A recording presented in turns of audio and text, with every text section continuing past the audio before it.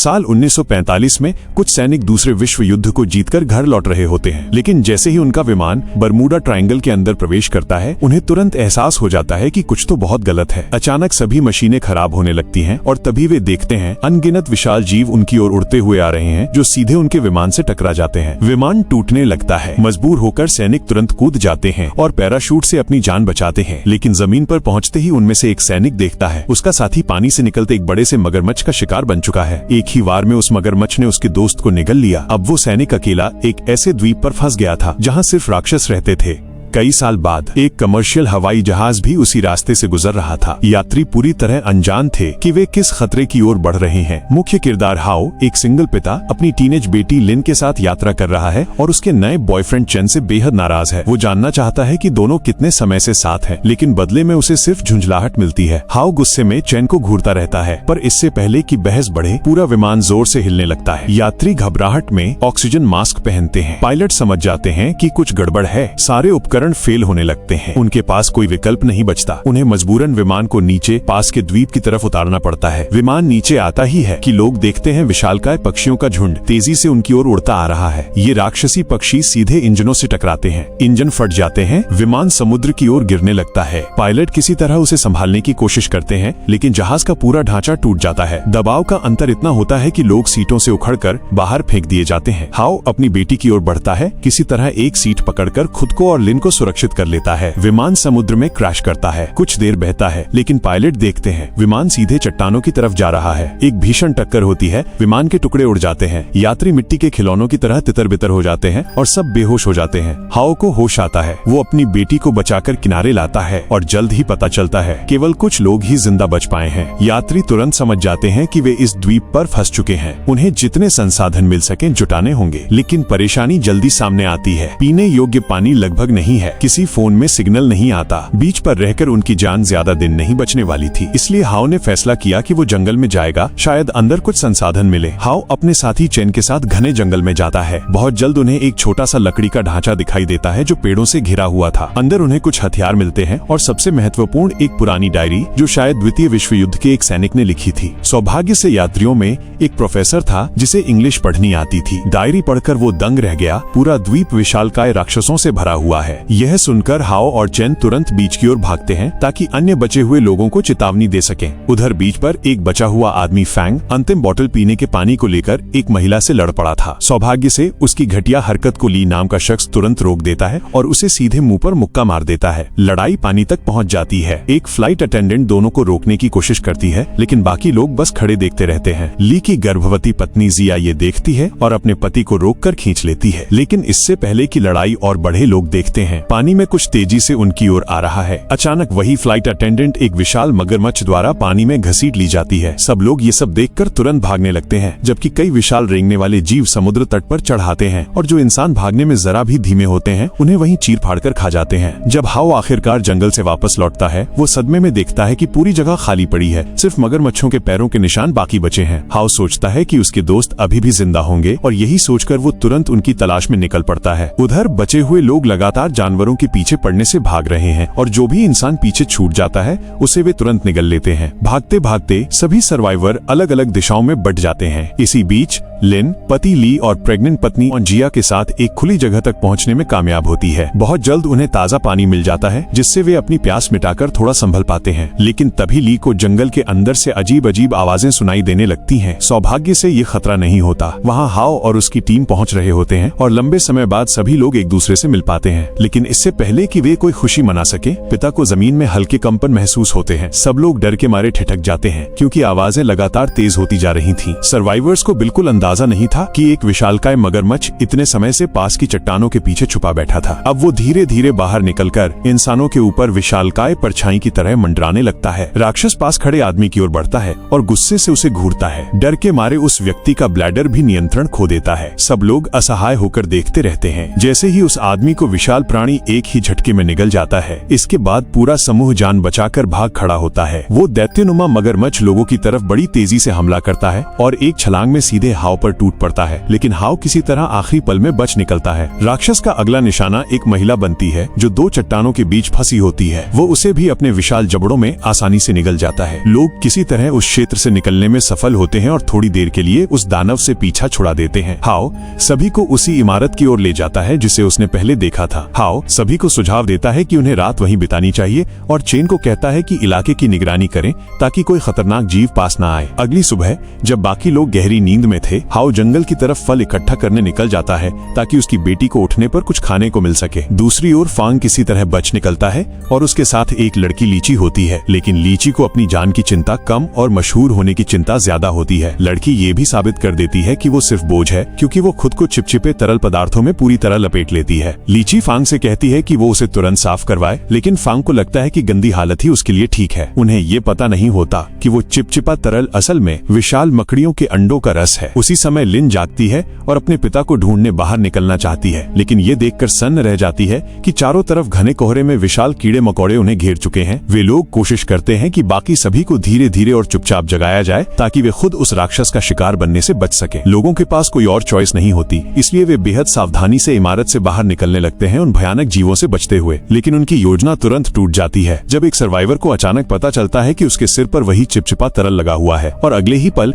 एक बड़ी मकड़ी उसे वहीं मार डालती है। ये देखकर बाकी लोग समझ जाते हैं कि दूसरे राक्षस भी उनकी तरफ बढ़ रहे हैं और वे तुरंत जान बचाकर भागना शुरू कर देते हैं, जबकि वे विशाल जीव उनके बिल्कुल पीछे लगे रहते हैं। ये शोरगुल आखिरकार हाव तक पहुंचता है और चीखें सुनकर वो तुरंत वापस दौड़ पड़ता है। उधर सर्वाइवर्स जंगल में दौड़ते हुए उन विशाल मकड़ियों से बचने की कोशिश करते हैं, लेकिन जल्द ही एक विशालकाय मकड़ी उनके सामने रास्ता रोक लेती है जो किसी भी पल उन्हें निगलने वाली होती है। वो दैत्यनुमा मकड़ी अपने लंबे भाले जैसे पैरों से इंसानों पर वार करने लगती है, लेकिन तभी प्रोफेसर अपनी जान जोखिम में डालकर उस मकड़ी का ध्यान भटका देता है और आखिरी पल में सभी लोगों की जान बच जाती है। बस यही एक पल काफी था और अब वो विशाल मकड़ी प्रोफेसर का पीछा करने लगती है, जबकि वो बाकी लोगों से उसे दूर खींचकर ले जाता है। लोग अभी राहत भी नहीं ले पाते कि उन्हें एहसास होता है कि और भी दुश्मन उनकी तरफ बढ़ रहे हैं, जिसके कारण वे फिर से जंगल के और भीतर भागने लगते हैं। सर्वाइवर्स पूरी कोशिश करते हैं कि उन राक्षसों से पीछा छुड़ा सकें और आखिरकार वे कहीं पास की घनी झाड़ियों में छिपकर उन जीवों को चकमा देने में सफल हो जाते हैं। वे उम्मीद करते हैं कि शायद मकड़ियां वहां से चली जाएंगी, लेकिन तभी उन्हें पास आते कदमों की आवाज सुनाई देती है और थोड़ी ही देर में पता चलता है कि ये हाव है जो उस पूरे इलाके में घूम रहे राक्षसों को देख चुका है। हाव तुरंत उन जीवों को अपनी ओर आकर्षित करने के लिए जोर से चिल्लाता है,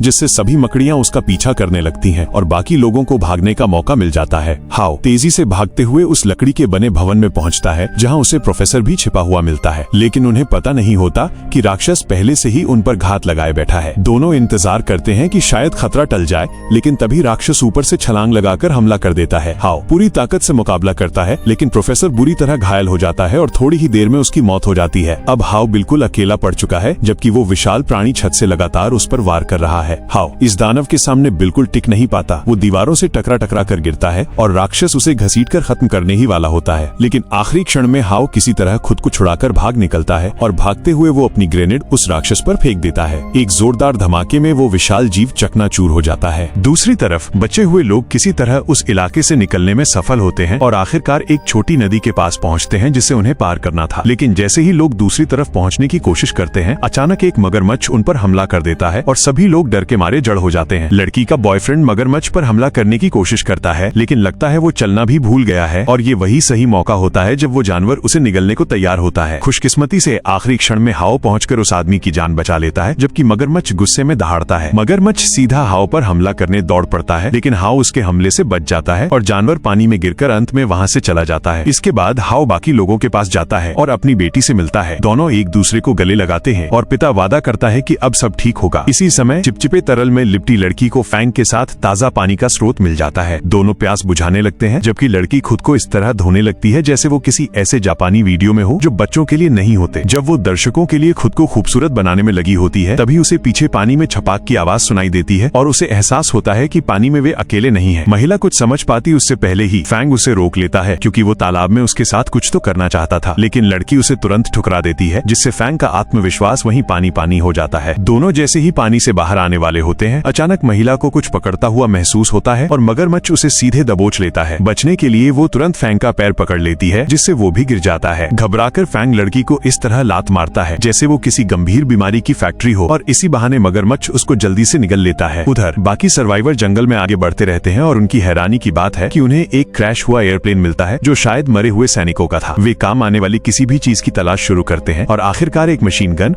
और एक काम करने वाला रेडियो ढूंढ लेते हैं। लिन तुरंत मौका पाकर मदद के लिए कॉल करती है, जिससे लोगों में उम्मीद की एक नई किरण जग जाती है कि शायद वे अब भी जिंदा बच सकते हैं। सब तय करते हैं कि उन्हें तुरंत समुद्र तट की ओर जाना चाहिए, लेकिन रास्ते में उन्हें एक और बचा हुआ इंसान मिल जाता है जो कोई और नहीं फैंग होता है। हालांकि लोग उस पर भरोसा नहीं करते, पर उन्हें मजबूरी में उसे साथ लेना पड़ता है और हाउ उसे सख्त चेतावनी देता है कि उसकी बेटी से दूर रहे। आखिरकार समूह एक बड़ी नदी पर पहुंचता है जिसे उन्हें फिर से पार करना था, लेकिन इस बार गर्भवती महिला अपनी हालत के कारण तैर नहीं सकती। टीम को मजबूर होकर गर्भवती महिला के लिए एक साधारण राफ्ट बनानी पड़ती है, जबकि हाउ पानी में तैरकर नदी पार करने के लिए वॉलंटियर करता है ताकि वह रस्सी खींचकर महिला को दूसरी तरफ ले जा सके। हाउ किसी तरह नदी के दूसरी तरफ पहुंच जाता है और बाकी सभी सर्वाइवर भी पानी में उतरकर तैरने लगते हैं। सब कुछ योजना के मुताबिक चलता हुआ लगता है, लेकिन हाउ को अचानक कुछ भयानक गलत होने का एहसास होता है क्योंकि विशाल मगरमच्छ पानी की सतह पर उभर आता है। लोग घबराकर अपनी जान बचाने के लिए बेतहाशा तैरने लगते हैं, जबकि वो दैत्यनुमा जीव तेजी से उनकी ओर बढ़ता जा रहा था। लिन अपने बॉयफ्रेंड के साथ नदी पार करने में सफल हो जाती है, जबकि फैंग दूसरी दिशा में तैरने लगता है, लेकिन पति अभी भी पानी में है क्योंकि वो अपनी पत्नी को नदी के पार धकेलने की कोशिश कर रहा होता है। जब उसे एहसास होता है कि उनके बचने का अब कोई मौका नहीं है,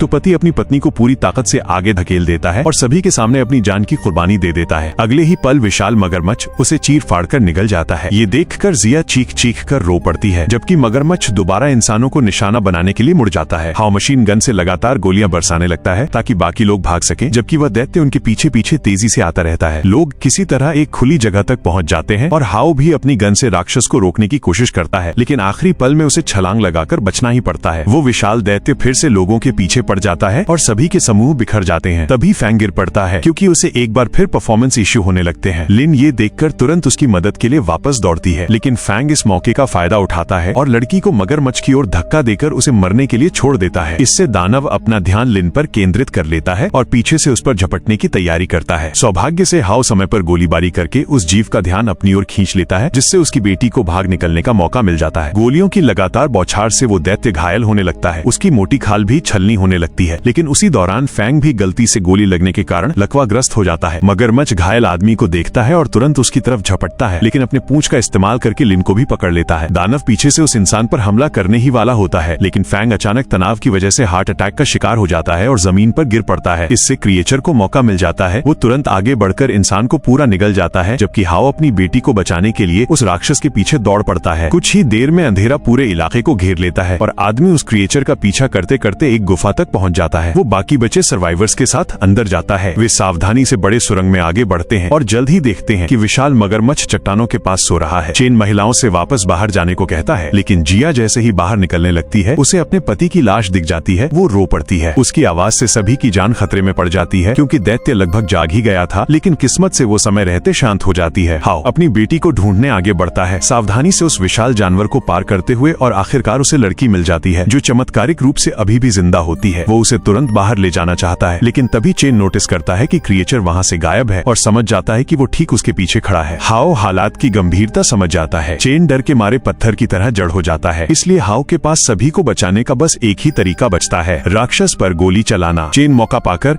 लिन को उठाता है और उसे लेकर तुरंत गुफा से बाहर की ओर दौड़ पड़ता है। मगरमच्छ अब हाउ पर ध्यान देता है और आदमी उसे दूर ले जाने के लिए गुफा के अंदर और गहराई में भागता है। हाउ मोड़ मोड़ में छिपने की कोशिश करता है, छोटे छोटे टनल्स में घुसकर उस विशाल क्रिएचर को चकमा देता है। उधर चेन अपनी गर्लफ्रेंड को बाहर तक सुरक्षित पहुंचा देता है। वो लिन को जिया के हवाले करता है और बिना झिझक फिर से वापस उसी जानलेवा गुफा में लौट जाता है अपने हथियार लेकर। इस बीच हाउ छुपने की जगहों से लगभग बाहर हो चुका है। क्रिएचर लगभग उसे पीछे से मार ही देता है। मजबूरी में हाउ अपनी जान बचाने के लिए एक छोटे से छेद में कूदता है और लगातार फायरिंग करता है, लेकिन गोलियां विशाल दानव पर ज्यादा असर नहीं करती और सबसे बुरा ये कि हाउ का गोला बारूद भी खत्म हो जाता है। तभी उसे याद आता है कि ग्रेनेड तो उसके पीछे क्रिएचर के पास ही गिर गया था। ठीक उसी समय चेन भी मदद के लिए लौट आता है। हाउ उसे चिल्लाकर कहता है कि ग्रेनेड ढूंढो, वो राक्षस किसी भी पल अंदर घुस सकता है। चेन पागलों की तरह चट्टानों को उलटता पलटता है, लेकिन अंत में वो ग्रेनेड ढूंढ ही लेता है। दानव का ध्यान भटकाने के लिए वो क्रिएचर की तरफ कुल्हाड़ी फेंकता है और उसे अपनी ओर खींचता है। इससे हाउ के पास भागने का मौका बनता है और दूसरी ओर दैत्य चेन का पीछा करने लगता है। चेन ग्रेनेड का पिन निकालता है और पूरे जोर से राक्षस की तरफ फेंक देता है। एक जबरदस्त धमाका होता है, पूरी गुफा हिल उठती है। विस्फोट से क्रिएचर को भारी नुकसान पहुंचता है और देखने में लगता है कि वो मर चुका है। हाओ ये सब देखकर जल्दी बाहर की ओर दौड़ता है और पहली बार चेन को उसकी बहादुरी के लिए मंजूरी देता है, लेकिन तभी वे देखते हैं वो जीव अभी भी जिंदा है। हाओ तुरंत चाकू उठाता है और चट्टानों से नीचे फिसलता हुआ प्राणी की तरफ बढ़ता है। मगरमच्छ उस पर हमला करता है, लेकिन हाओ नीचे से झपटकर उसके पेट को चीर देता है। ये हमला दैत्य के लिए अंतिम साबित होता है। वो विशाल शरीर के साथ आखिरी बार गिरता है और मर जाता है। चेन तुरंत दौड़कर अपने दोस्त को उसके नीचे से बाहर निकालता है। किस्मत से हाओ जिंदा बच गया था। अंत में वे सभी गुफा से सुरक्षित निकल आते हैं और सूरज उगते हुए समुद्र तट की ओर बढ़ते हैं। दूर आसमान में कई हेलीकॉप्टर उनकी मदद के लिए आते दिखाई देते हैं। और इसी के साथ ये कहानी तो यहाँ खत्म हो जाती है, मगर सोचो कि क्या हुआ जब कुछ लोग निकलते हैं उस पेड़ की खोज में